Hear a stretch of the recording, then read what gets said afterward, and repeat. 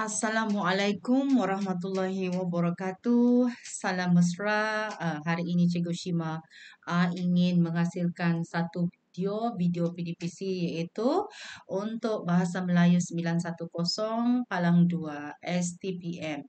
Tajuk bentuk ayat. Okey. Adakah anda sudah bersedia? Okey. Kalau sudah bersedia, jom kita saksikan slide ini. Okey, baiklah. Tajuknya ialah Bahasa Melayu STPM. Tajuk bentuk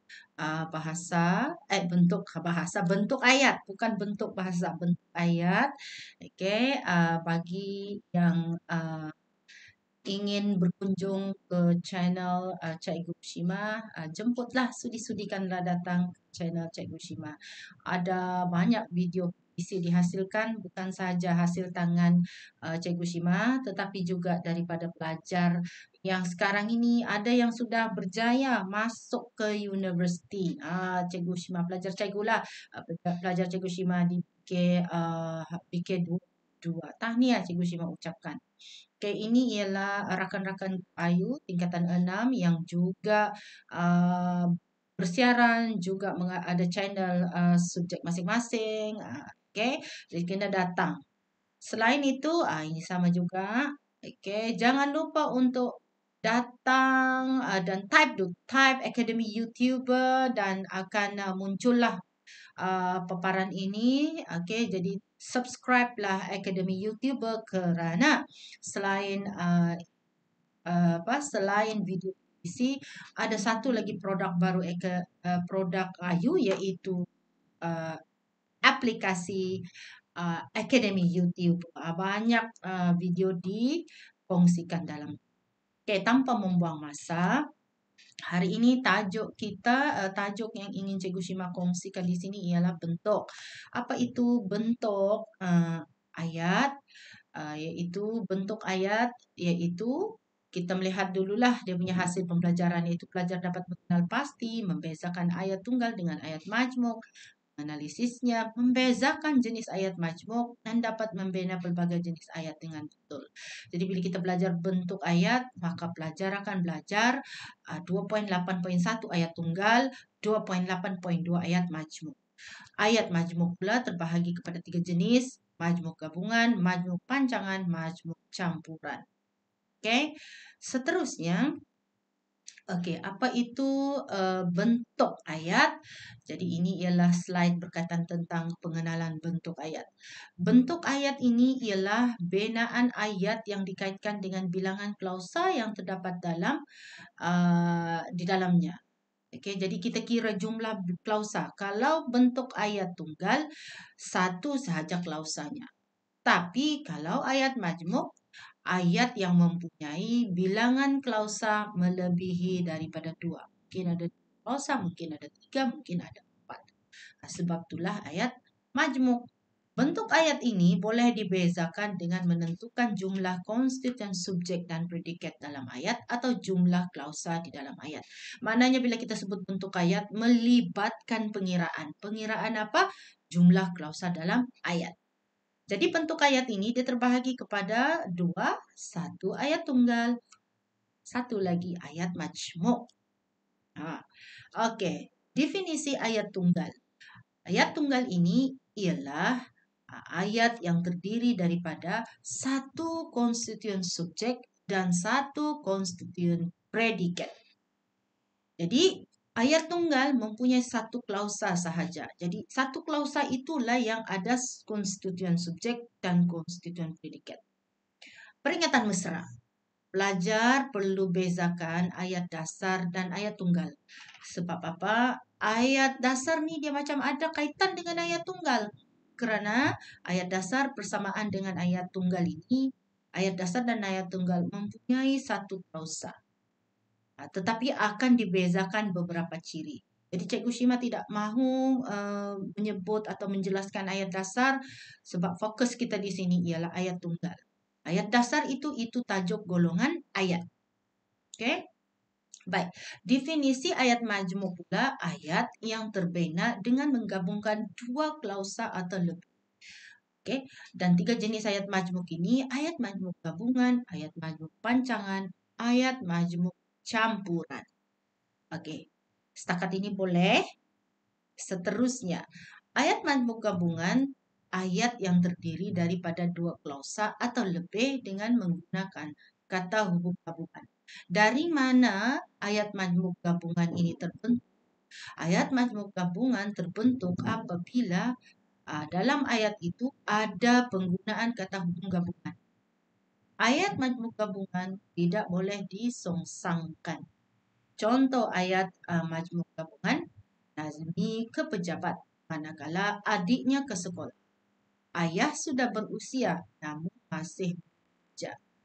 Oke, jadi di sini yang warna kuning itu manakala namun lalu tetapi baik dia maupun saya, ini ialah contoh ayat majmuk gabungan. Kecuali 5 ini ialah ayat majmuk gabungan berpasangan. Apa maksud berpasangan? Kata hubung berpasangan mesti digunakan serentak. Oke, serentak. Baik. Seterusnya, ayat majmuk pancangan ayat yang terdiri daripada 1 klausa bebas atau ayat induk diikuti 1 atau lebih klausa tak bebas. Jadi bila kita belajar ayat majmuk pancangan, dia terbagi ke jenis. Ayat majmuk relatif, ayat majmuk komplement, ayat majmuk keterangan.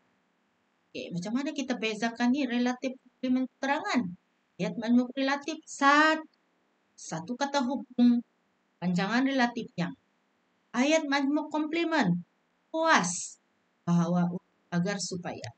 Dan ayat majmuk komplement klausa tak bebasnya tidak boleh digunakan. Dianggap sebagai pelengkap.